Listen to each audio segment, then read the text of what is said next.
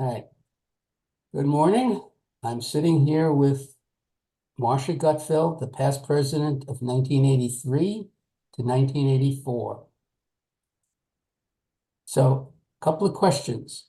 When you joined the council, were you a staff member or management or resident? I was a student. You were a student. Yeah, Okay. I'm trying to think.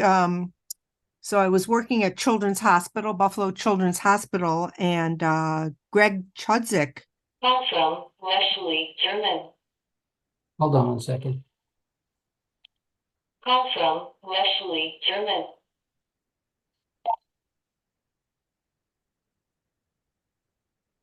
Hello, please leave a message after the tone.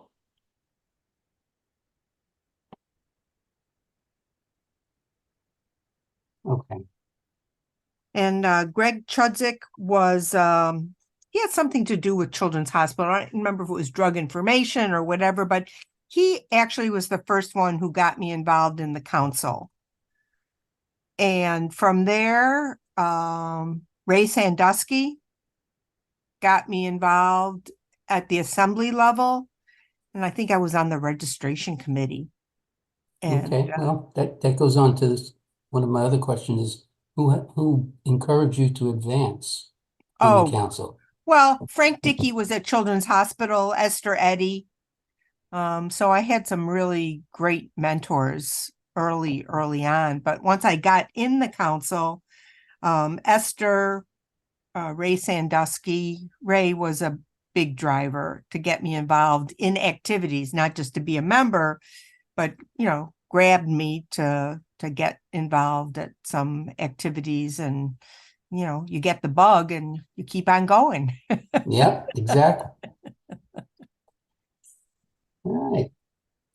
So, how many previous past presidents did you know, and what were they like? Let's see how far back I can remember. I remember Ray. I pretty much, I don't have the list in front of me of all the, Well, I can go over some of the names. let's see, I knew, let's see, Bentley Johnson. Who was before Bentley? Before Bentley was Tom O'Brien. Oh, certainly knew Tom. Ray Sandusky was before Tom. Yeah, Bernie, Kurt, Ray, Seymour. How about some of the earlier ones? Fay Peck. I remember Faye. I did not know Faye. How about Gil Simon? Oh, knew Gil, Yeah. definitely. And you knew Norman Gallagher. Yes. Yep. How about David Howard? No. Brad Worth? Yes. Actually, I have a pen and ink painting that Brad's wife was an artist. And she sometimes brought some of her work to the assembly meetings. And I have one of her drawings in my office. Excellent. So yeah, I knew Brad. And of course, you knew Kurt as well. Oh yeah, definitely knew Kurt. So those are some of the ones. I mean, Louis Jeffrey. I don't know if you. I remember him. Oh, I do remember him. Not when he was president, but when he used to come back, and he used to come with his son. So his son, he came to some of the meetings with his son, and I remember him. Okay. He's kind of bigger than life. He was very dynamic individual. I've heard nothing but good things about him, and I never met him. Oh yeah. I mean, I only joined in 1980. Yeah. So, and even then I was so confused in the first few years. I couldn't understand why I was seeing two presidents at the same time at different meetings, and I'm going, what's going on here?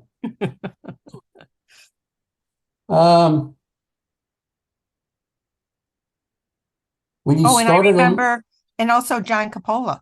I remember John. Yes. Yeah. And his Cuban cigars. When you started on the board, was your activities fully voluntary? Was there any budgets available? When I talked to Norm, he had said that when they started, when he started, it was like he had to foot the bill for almost everything. Oh, I don't remember footing the bill for anything, but I took over from Esther Eddy. So that was like, I can't remember what the division was called, but it was like, I don't know, pharmacy practice or something like that. And we didn't have many expenses. So I don't remember there being any financial Okay. burden. What challenges did you see as a member, as a board, and then as a president? I think the biggest challenge were the legislative activities because I think as a member, I was still learning. But certainly once I got on the board and as president, it was all efforts to move towards the recognition of what they allowed us to call unlicensed personnel. So I think that was the biggest challenge. And also the whole concept of working with an executive director was new. Who was the executive director at that point? When I was president, it was I think it was Barry Gersten. Okay. And there was a lot of change because Renee Carey helped us with the assembly. Mm-hmm. And then there became budgetary constraints and whatever. And I think that tide started to change as well. But I think the bottom line were the legislative activities, not dissimilar than it is now. I mean, we have to have a voice for change. And the only way we could do that is through legislation, regulation. Okay. Well, that's one of my next questions. The council has always been an advocate for the practice of pharmacy. Do you remember when it was formalized? And do you remember some of the early wins or losses? In my delving into some of the council materials, I found the signed legislative act, Senate Bill 2779 by Governor Pataki, that we had with the pen that allowed or mandated CE. Mm-hmm. Well, it was during my term as president that we recognize unlicensed personnel. So I Okay. think that's, one of the things I remember doing session after session, informational sessions at the assembly. So that was during my term that the unlicensed personnel were recognized. Okay, excellent. Okay. Membership has always been an issue. Do you remember what members wanted during your presidency?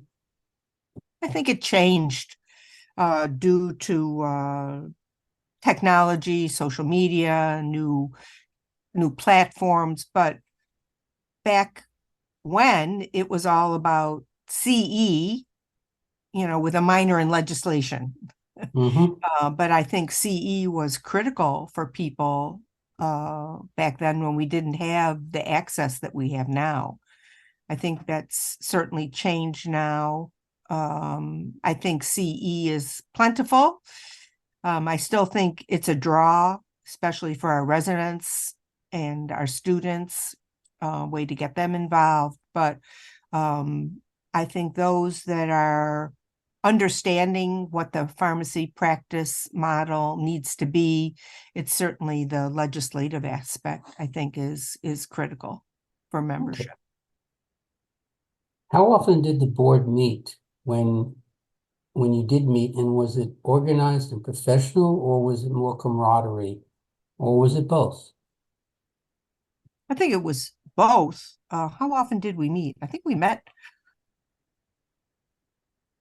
in person. We never had any of these phone calls, obviously, because that technology didn't exist. But I'm trying to think. I think we met maybe 5 or 6 times a year. Okay. And it was very professional, agendas, very organized.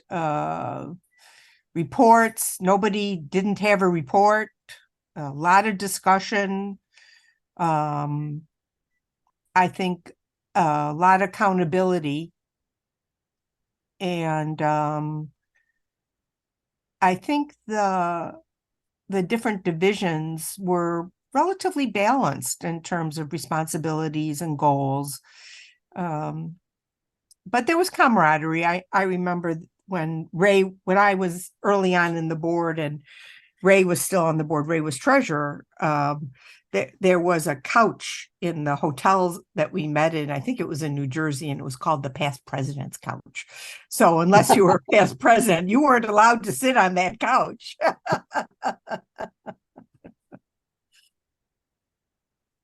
Okay. Okay, this one, I think, is very interesting. The changing dynamic of pharmacy. When I graduated in my graduating class out in Kansas, there were 5 women out of 55 graduating pharmacists. I know today, if you looked at the graduating classes, the vast majority are women. You being the first Right. past president as a woman, was there any challenges that you saw? Well, I think if you look at that time frame of the 80s, I think being a woman in any leadership position was a challenge. Mm-hmm. So I think, but I don't know that the skill level or the leadership was any different. You still had to gain consensus. You had to listen. You had to be able to count your votes before the meeting. You had to do your homework. I don't think any of that has changed. And I think the fact that I was elected president, I think the council was open to that. I think we were and still are a forward-thinking organization. Mm-hmm. So, and I had a lot of support. I knew a lot of people on the board, off the board.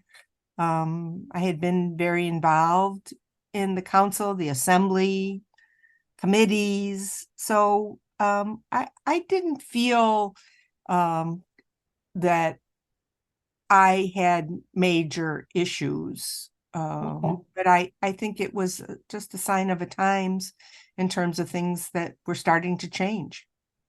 Okay, good. Was there any major issues or mishaps when you were president, which would be useful for future presidents not to repeat?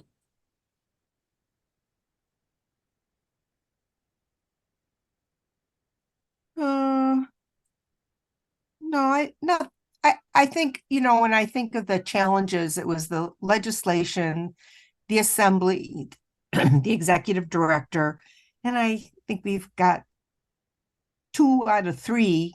We've got systems and processes in place and great leadership with Sean. So I don't think those are issues now like they were Okay.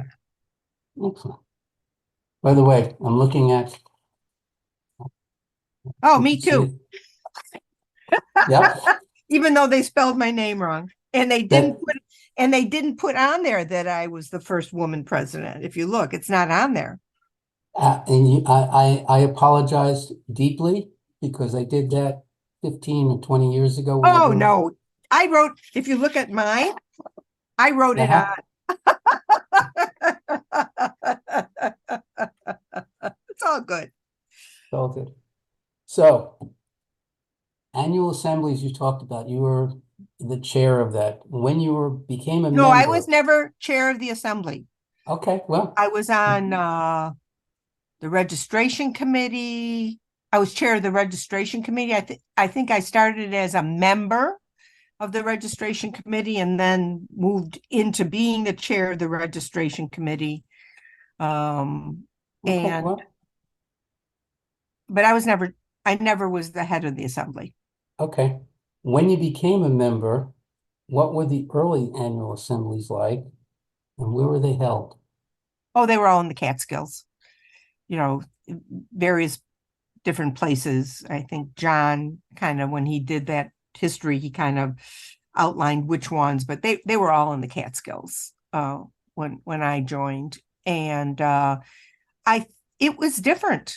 It was more social in some aspects. In fact, many of the people I worked with on the registration committee were the wives of board members or members who helped. They ran the registration desk, and they helped with various activities and mailings and whatever. So it was different. And as we moved into that executive director mode, a lot of that dropped off and it was handled more centrally through administrative processes. But that was kind of a fun time. It was different. We had separate programming for partners, husbands, wives of members. They may have gone on a historic tour, or they had some kind of an activity that they could be involved in. And it was the responsibility of the husband or wife of the incoming president or the president to put that together, as what activity that was going to be. And some of those were actually very good. Yeah, I do remember a lot of them. Yeah. When you were president and you were at the assembly, what was that like? I remember mine, and it was like It was a whirlwind. It was a whirlwind. So I got installed at the Twin Towers by Joe Otis. And I think we went down to New York a couple days early and spent some time with some friends and did some sightseeing. But the actual on premises, it was just a whirlwind. My head was spinning. It was wonderful. You actually had great honor. You were there. You were installed on the 35th anniversary, and I don't know if you ever saw the DVD that was prepared for the 35th anniversary. Nope, never saw it. Yeah. Dave Edelman actually sent me a copy of it that John had worked with him on. For the 50th? And for the 35th. Oh, for the 35th. And I'm trying to generate, I'm going to try and generate some type of PowerPoint of some of just the comments that were made in that, which is, I was amazed at the actual origins of the council. Are you familiar with them at all? Yeah, Esther was a great historian. So she had shared a lot of that with the board and with me, and having worked with her, we were pretty good friends. So she was a great mentor. Okay. Generational changes. Do you feel that the new members, the millennials, will be as loyal to the council as some of the more seasoned veterans? There's so much competition now between organizations, ACCP, consulting pharmacists, etc. Yeah, I think it's mixed. When I see some of the newer members, I think they're passionate. And I think they're going to be very active in the council, and they understand the need for a body to help move towards our goals. And others, I think it's just not as important. And I think they don't necessarily understand or see that bigger picture of how we have to have a united front in terms of how to accomplish our goals. So I think it's mixed. Okay. And I think the members that are going to stay focused towards this also have mentors who they are working with, who are pushing them and helping them to understand. So I don't necessarily think some of it, yes, people recognize on their own, but I think they're in a work environment where they see the importance because of who the leaders are within their work environment. Okay. Any other comments? I'll open it up to you to say anything you would like or talk about? No, I think some of the challenges are the same.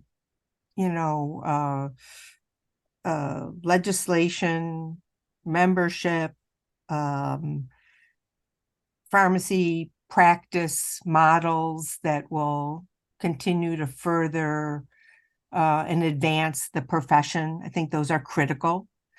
And I think those are the same.